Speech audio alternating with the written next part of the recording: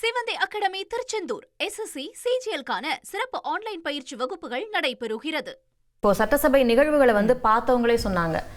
நேத்து சுவாரஸ்யமா இருந்துச்சு சட்டசபை நிகழ்வு, நேர்ல பார்த்தவங்கள சொல்றேன். இன்னைக்கு அதிரடியா இருந்துச்சு அப்படிங்கிறாங்க. அப்படி அதிரடியா என்ன நடந்துச்சு அப்படிங்கறத வரிசையா பார்த்தரலாம். சட்டப்பேரவையில ஆளுநர் உரைக்கு நன்றி தெரிவிக்கும் தீர்மானம் மீதான விவாதத்துல முதல்வர் விஜய் அவர்கள் பதிலுரை வழங்கினாரு. கொள்கை ரீதியா வேறுபட்டு இருந்தாலும் கூட மக்கள் பணி செய்யறதுதான் நம்மளுடைய முதன்மையான கடமை அப்படின்னு முதல்வர் விஜய் அவர்கள் தெரிவிச்சிருக்காரு.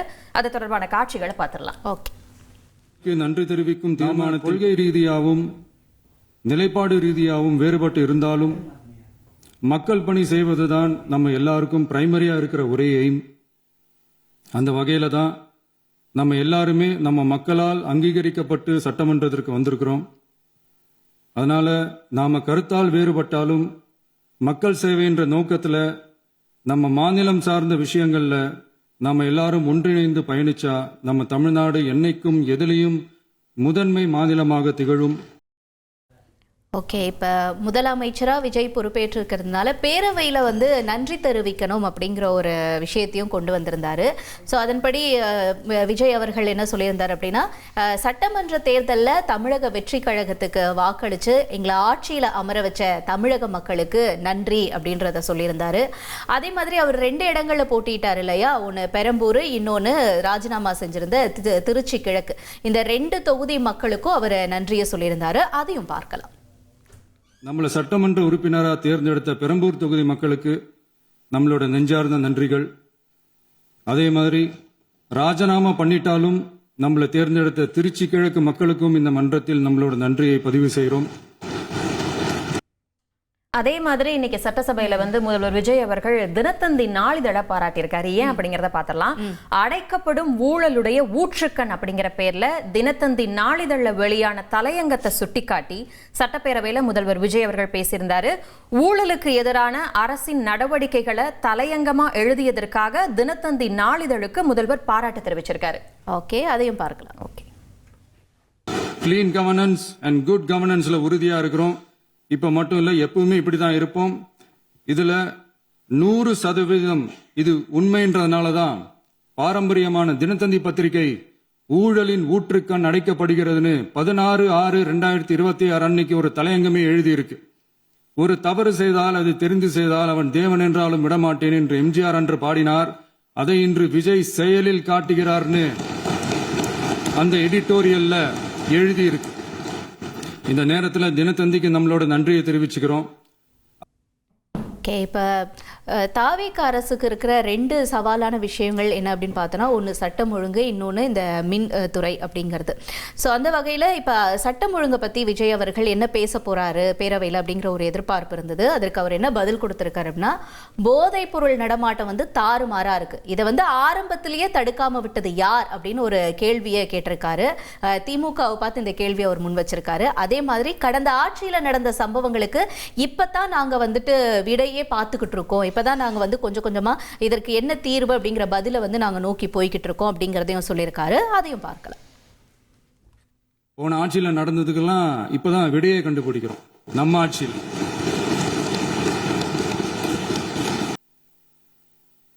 இந்த போதைப் பொருள் நடமாட்டம் தாறுமாற அப்படியே பரவி கொட்டி கிடக்குது. இதெல்லாம் இனிஷியல் ஸ்டேஜ்லயே யார் கண்ட்ரோல் பண்ணியிருக்கணும்? போலீஸ் டிபார்ட்மெண்ட் அப்போ யார் கையில இருந்தது? அதே போல பெண்கள் பாதுகாப்பை தாவேக அரசு முதன்மையா சொல்லிக்கிட்டு வர்றாங்க எல்லா இடத்துலயும். அப்படி இன்னைக்கு சட்டசபையில என்ன அப்படின்னா, பெண்களுக்கு எதிரான குற்றங்களை சகிச்சுக்க மாட்டோம் அப்படின்னு ஆளுநர் உரைக்கு நன்றி தெரிவிக்கும் தீர்மானம் மீதான பதிலுரையில முதல்வர் விஜய் அவர்கள் தெரிவிச்சிருக்காரு. சட்டம் ஒழுங்கு சரியா இருக்கும், சரியா இருக்க வைப்போம் அப்படின்னு உறுதியளிச்சிருக்காரு. அதையும் பார்க்கலாம். சட்டம் ஒழுங்கு சரியா இருக்கணும் அப்படின்றதுல எங்களுக்கு மாற்று கருத்தே கிடையாது. கண்டிப்பா லா அண்ட் ஆர்டர் கரெக்டா இருக்கணும், கரெக்டா இருக்கும், இருக்க வைப்போம். அதே மாதிரி பெண்கள் பாதிக்கப்படுறதையும் இங்க யாராலையும் சகிச்சுக்கவே முடியாது. அதுக்கான கடுமையான நடவடிக்கைகள் நம்ம அரசு எடுத்துக்கிட்டு இருக்கிறோம். அடுத்து அவர் மின்தடை பற்றி என்ன சொல்ல போறாரு அப்படிங்கிற ஒரு எதிர்பார்ப்பு இருந்தது. அதற்கு அவர் என்ன பதில் கொடுத்திருக்காருன்னா, மின் மாற்றிகளில் ஏற்படக்கூடிய அழுத்தத்தாலையும் தான், அதே மாதிரி வேணும்னே சிலரோட நடவடிக்கையாலும் தான் இந்த மாதிரி மின்தடைகள் ஏற்படுவதா முதலமைச்சர் விஜய் விளக்கம் கொடுத்திருக்கார். மின்தடை பிரச்சனை கூடிய சீக்கிரம் முழுமையா சீர் செய்யப்படும் அப்படின்னு உறுதி கொடுத்திருக்காரு. அதையும் பார்க்கலாம். கடந்த காலங்களில் ஏற்பட்ட நிர்வாக குளறுபடிகளும் மின்சார சாதனங்கள் மற்றும் மின் மாற்றிகளில் ஏற்படும் பழுதாலும் வேண்டுமென்றே சிலரின் நடவடிக்கைகளாலும் இந்த மின்வெட்டிற்கு காரணமாக உள்ளது. மின் விநியோக மீட்பு நடவடிக்கைகளை ஒருங்கிணைப்பதற்காக எதிர்பாராமல் இரவு நேரங்களில் ஏற்படும் மின் தடங்களை விரைந்து சரி செய்வதில் 10 உயர்மட்ட கண்காணிப்பு குழுக்கள் மற்றும் 125 சிறப்பு மின் தடை நீக்க ரோந்து வாகனங்கள் வழங்கப்பட்டு 24 மணி நேரமும் கண்காணிக்கப்படுகிறது.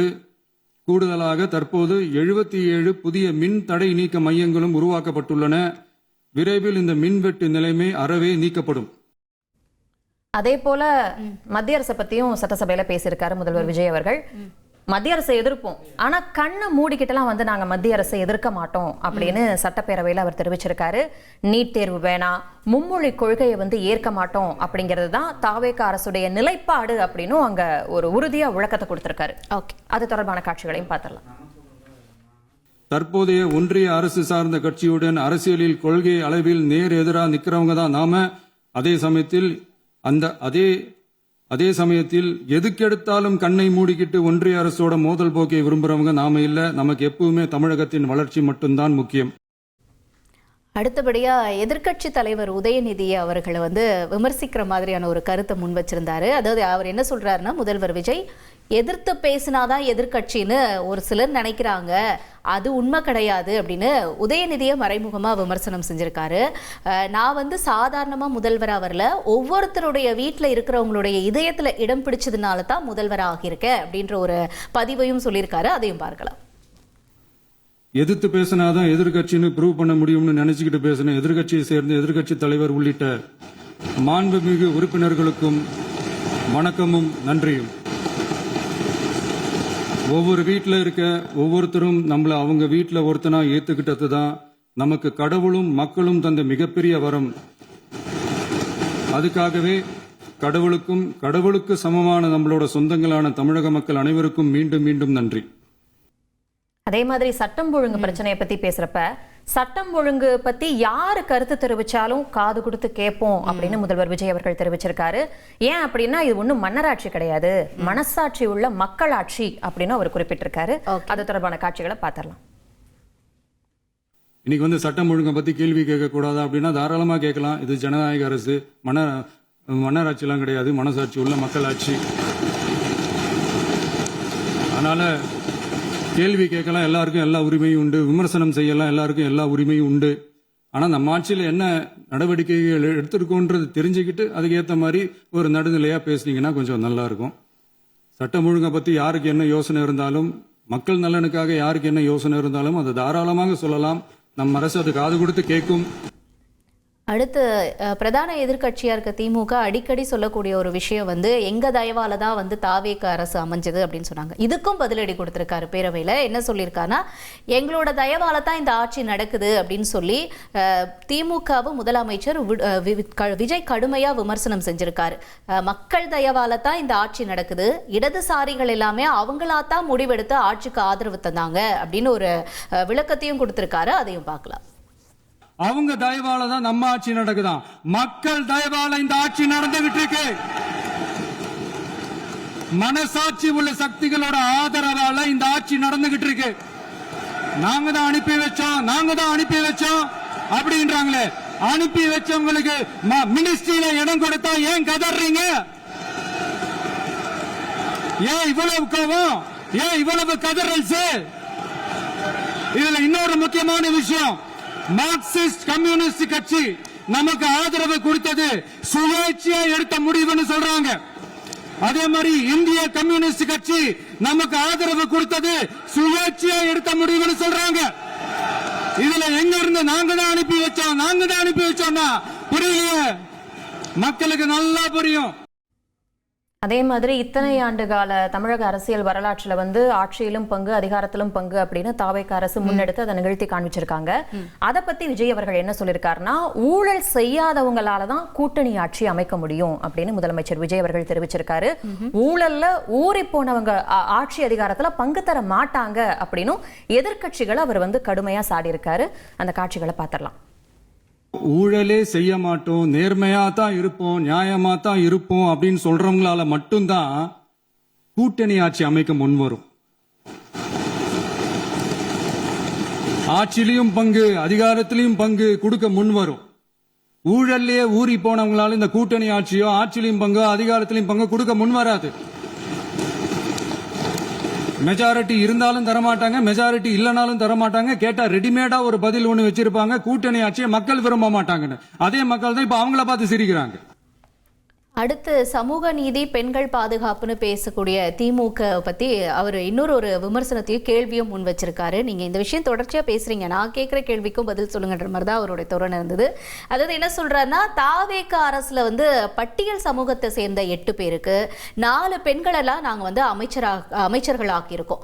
அம்பேத்கருடைய 100 ஆண்டு கால கனவை நாங்க நிறைவேற்றி இருக்கிறதா முதலமைச்சர் விஜய் பெருமிதமா சொல்லியிருக்காரு. சமூக நீதி பெண்கள் பாதுகாப்பு தொடர்பால பேசுற நீங்க ஆட்சியில அமைச்சரவையில எத்தனை பெண்களுக்கு வாய்ப்பு கொடுத்தீங்க அப்படிங்கிற ஒரு கேள்வியும் முன் வச்சிருக்காரு. அதையும் பார்க்கலாம். நம்ம பட்டியலின சகோதரர்களுக்கு எத்தனை அமைச்சர் பதவி கொடுத்தீங்கன்னு கொஞ்சம் சொல்ல முடியுமா? ஆனா நம்மளுடைய அரசுல 8 அமைச்சர் பதவிகள் யாருக்கு? நம்ம பட்டியலின சகோதரர்களுக்கு. எல்லாம் நம்ம அண்ணன், நம்ம தம்பி, நம்ம தங்கச்சிங்க. அண்ணல் அம்பேத்கர் அவர்களுடைய கிட்டத்தட்ட 100 ஆண்டு கால கனவு இப்ப நிறைவேறி இருக்கு. பெண்களோட பாதுகாவலர் நாங்க தான் அப்படின்னு சொல்லிக்கிறவங்களை கேட்கிறேன், எத்தனை பெண்களுக்கு அமைச்சர் பதவியில இடம் கொடுத்தீங்க கொஞ்சம் சொல்ல முடியுமா? எங்க அரசுல 4 சகோதரிகளுக்கு அமைச்சர் பதவி கொடுத்திருக்கிறோம். அதே போல பார்த்தோம்னா தேர்தலுக்கு முன்னாடியும் சரி தேர்தலுக்கு அப்புறமும் சரி கருத்து கணிப்புகள்லாம் ஒரு மாதிரி இருந்துச்சு. நம்மளே பார்த்தோம், என்ன ஒரு 10% வாங்குவாங்களா தாவேகா, 20% வாங்குவாங்களா அப்படின்னு இருந்துச்சு. ஆனா தேர்தல் முடிவுகள் வெளியானதுக்கு அப்புறம் கதை எப்படி மாறுச்சு அப்படிங்கறத நம்ம பார்த்தோம். அதை பத்தியும் கூட முதல்வர் விஜய் அவர்கள் சட்டப்பேரவையில பேசியிருக்காரு. கட்சி தொடங்கி முதல் தேர்தலையே தனிச்சு போட்டியிட்டு தாவேகா 35% வாக்குகளை பெற்றதா முதலமைச்சர் பெருமிதம் தெரிவிச்சிருக்காரு. சாதி மதம் பணத்திற்காக வாக்களிக்கக்கூடிய கலாச்சாரத்தை நாங்க உடைச்சிருக்கோம், வாகை சூடும் வரலாறு திரும்பி இருக்கு அப்படின்னு அவர் சுட்டிக்காட்டியிருக்காரு. அந்த காட்சிகளை பார்த்திடலாம். மக்கள் நம்மள தெளிவா புரிஞ்சுக்கிட்டதாலையும் நம்ம டிவிகே தோழர்களோட உழைப்பாலையும் நாம 35% வாக்குகளை வாங்கினோம். 1,72,00,000 வாக்குகளோட தமிழ்நாட்டிலேயே தனி பெரும் கட்சியா வந்தோம். இந்த 2026 தேர்தலில் யாராலும் உடைக்கவே முடியாதுன்னு சொன்ன மதத்தை உடைச்சோம், சாதியை உடைச்சோம், முக்கியமா காசு கொடுத்து ஓட்டு வாங்குற ஒரு நச்சு கலாச்சாரத்தையே சுக்கு நூறா தூள் தூளா உடைச்சிருந்தோம். முதல்வர் பேசும்போது கண்டிப்பா எதிர்த்தரப்புல இருந்து ஒரு அமளியில ஈடுபடுவாங்க, அவங்க வந்து பேச விட மாட்டாங்க அப்படிங்கறதெல்லாம் நம்ம வந்து எதிர்பார்க்கக்கூடிய ஒரு விஷயம் தான். எல்லா சட்டப்பேரவையிலையும் இது நடக்கக்கூடியதான். இன்னைக்கு எந்த பாயிண்ட்ல அவங்க வந்து எழுந்து பேச போறாங்க, எந்த பாயிண்ட்ல வந்து அமளியில ஈடுபட போறாங்க அப்படின்ற ஒரு எக்ஸ்பெக்டேஷன் இருந்தது. அதுக்கான ஒரு செய்தியை தான் பார்க்கிறோம். அடுத்து டாஸ்மாக்ல கட்சி நிதி அப்படிங்கிற பேர்ல வந்து லஞ்சம் வாங்கியிருந்தாங்கன்னு முதலமைச்சர் பேசினதுக்கு சட்டப்பேரவையில திமுக உறுப்பினர்கள் கடும் எதிர்ப்பை பதிவு செஞ்சாங்க. அதே மாதிரி எதிர்க்கட்சி உறுப்பினர்கள் ரொம்ப நேரம் எழுந்து நின்று வாக்குவாதத்தில் ஈடுபட்டதுனால பேரவையில் ஒரு சலசலப்பு ஏற்பட்டிருந்தது. அந்த காட்சிகள்லாம் இப்ப பார்க்கலாம்.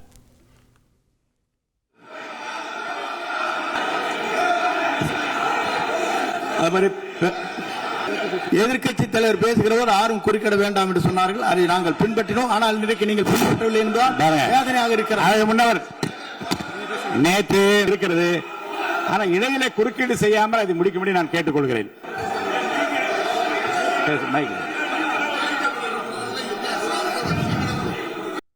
நீங்க சொன்ன மாதிரியே எதிர்க்கட்சிக்கு வந்து எது ட்ரிகர் பாயிண்டா அமைஞ்சது அப்படின்னா அந்த டாஸ்மாக் விஷயம் தான். டாஸ்மாக்ல கட்சி நிதி வசூலிக்கப்பட்டதா முதலமைச்சர் பேசினதுக்கு எதிர்ப்பு தெரிவிச்சு சட்டப்பேரவையிலிருந்து திமுக வெளிநடப்பு பண்ணிட்டாங்க. ஆதாரம் இல்லாம முதலமைச்சர் வந்து குற்றம் சாட்டுறாரு அப்படின்னு முழக்கமிட்டதால அங்க ஒரே சலசலப்பு ஏற்பட்டுச்சு. அந்த காட்சிகளை பார்த்திடலாம். ஓகே. நாங்க தான் அனுப்பி வச்சோம்னா புரியலையே, மக்களுக்கு நல்லா புரியும், எல்லாத்தையும் தெளிவா பார்த்துக்கிட்டு இருக்கிறாங்க.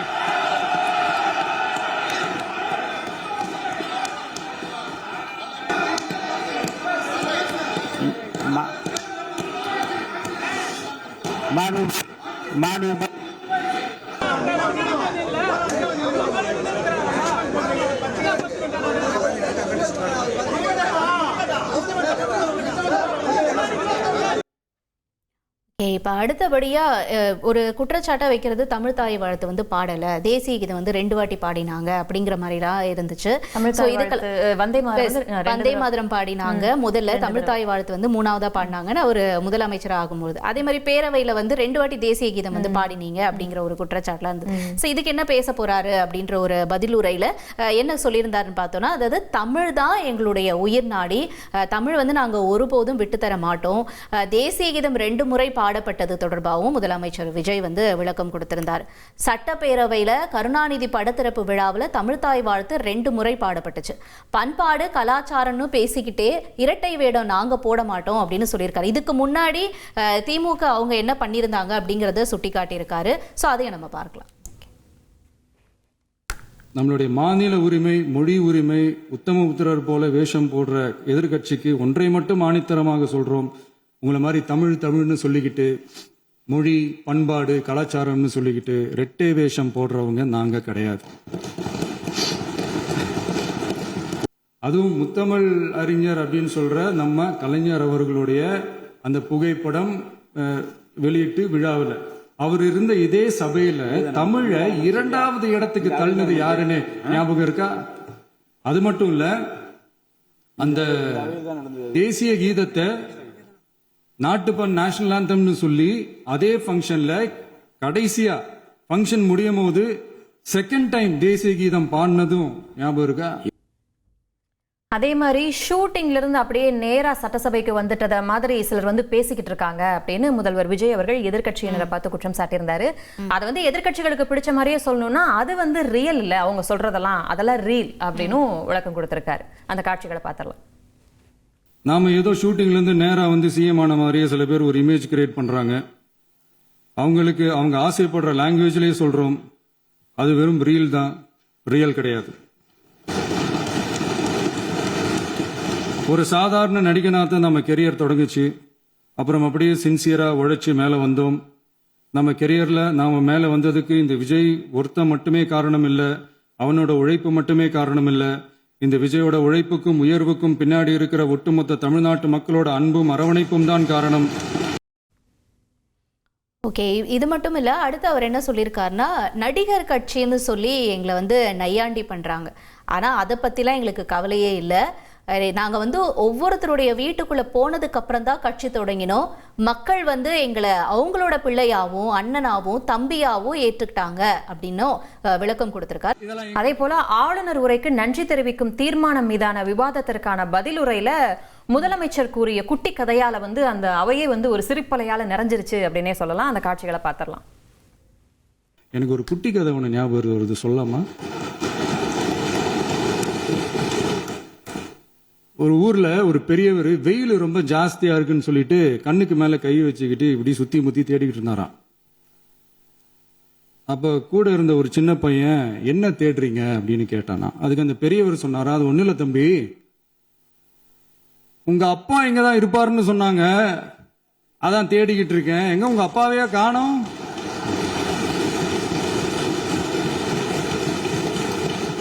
இல்ல, அந்த எங்களுக்கும் நக்கலா நையாண்டியா சம்பந்தம் இல்லாத குட்டி கதை இதெல்லாம் எங்களுக்கும் பேச தெரியும்.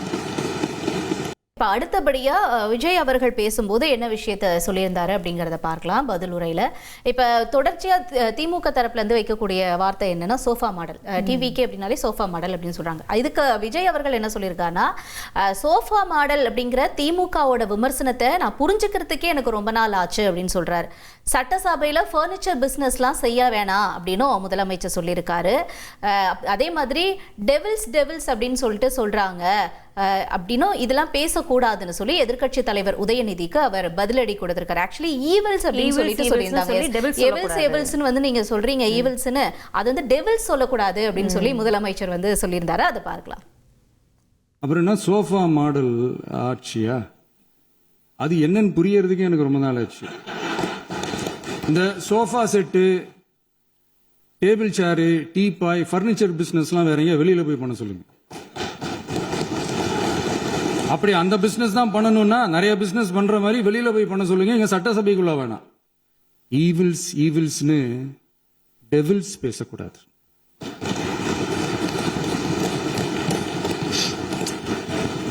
அவங்க இருந்திருந்தா ஒரு ஆக்ஷன் பண்ணணும்னு எனக்கு தோணுச்சு. எல்லாரும் போயிட்டாங்க. இல்ல பர்மிஷன் பண்ணலாமா? இப்பவும் பண்ணலாம், ஒன்றும் தப்பு இல்லை. ஓகே, தாவேக அரசு வந்து ஊழலற்ற ஆட்சி கொடுப்போம் அப்படின்னு உறுதியளிச்சிருக்காங்க. அதன்படி மக்கள் பணத்தை தொட்டவங்களை நாங்க விடமாட்டோம் அப்படின்னு முதல்வர் விஜய் அவர்கள் சட்டப்பேரவையில் ஆவேசமா பேசியிருக்காரு. மக்கள் பணத்தை நாங்களும் தொடமாட்டோம், தொடவும் விடமாட்டோம் அப்படின்னு அவர் உறுதியளிச்சிருக்காரு. அந்த காட்சிகளை பார்த்திடலாம். இப்பவும் சொல்றேன், மக்கள் பணத்திலிருந்து ஒரு பைசா கூட தொடமாட்டோம், தொடவும் விடமாட்டோம், தொட்டா விடமாட்டோம், இதுக்கு முன்னாடி தொட்டவங்களையும் விடமாட்டோம்.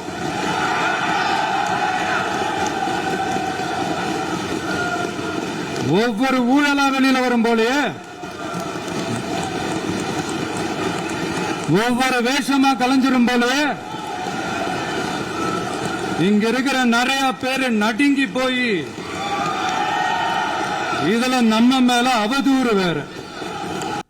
இது மட்டும் இல்ல, தாவேகாவில் இருக்கிறவங்களுக்கு வந்து மக்கள் பணத்தை வந்து சுருட்ட தெரியாது அப்படின்னு சொல்லியிருக்காரு. அவர் விவரமா என்ன சொல்லியிருக்காருன்னா, அதாவது தாவேகா அமைச்சர்கள் அப்புறம் எம்எல்ஏக்களுக்கெல்லாம் மக்கள் பணி தான் வந்து தெரியும், மக்கள் பணத்தை வந்து சுருட்ட தெரியாது அப்படின்னு சொல்லியிருக்காரு. அதே மாதிரி கோயில் பணத்தை கொள்ளையடிக்க தெரியாது, கனிம வளங்களை கடத்த தெரியாதுன்னு சொல்லியிருக்காரு முதல்வர் விஜய். அதே மாதிரி இன்னைக்கு சோசியல் மீடியாலாம் பயங்கர ட்ரெண்டிங்ல எது இருக்க போகுது தெரியுமா? என்னது? இப்ப நம்ம அடுத்து பார்க்க போற காட்சிகள் தான். முன்னாள் முதலமைச்சர் ஸ்டாலின் மாதிரி சைகை செஞ்சு முதலமைச்சர் விஜய் அவர்கள் தன்னுடைய உரையை வந்து முடிச்சிருக்காரு. அதை பார்த்துடலாம். ஒரு ஆக்ஷன் பண்ணணும்னு எனக்கு தோணுச்சு. எல்லாரும் போயிட்டாங்க. இல்ல பர்மிஷன் பண்ணலாமா? இப்பவும் பண்ணலாம், ஒன்றும் தப்பு இல்லை.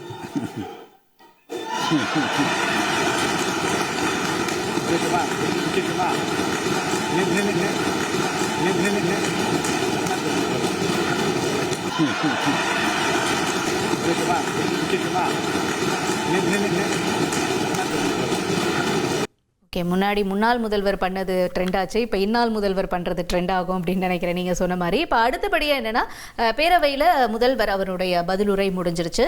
ஸோ அடுத்தபடியாக வந்து பேரவை வந்து தேதி குறிப்பிடாமல் ஒத்தி வச்சிருக்காங்க.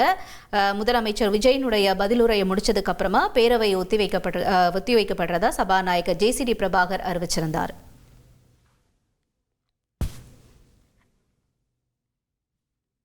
அதே மாதிரி இன்னைக்கு வந்து ஆளுநர் உரை மீதான விவாதத்துல பதிலுரை வழங்கின முதலமைச்சர் விஜய் அவர்களோட வந்து அதிமுக எம்எல்ஏ SP வேலுமணி வந்து கைகுலுக்கி வாழ்த்து தெரிவிச்சாரு.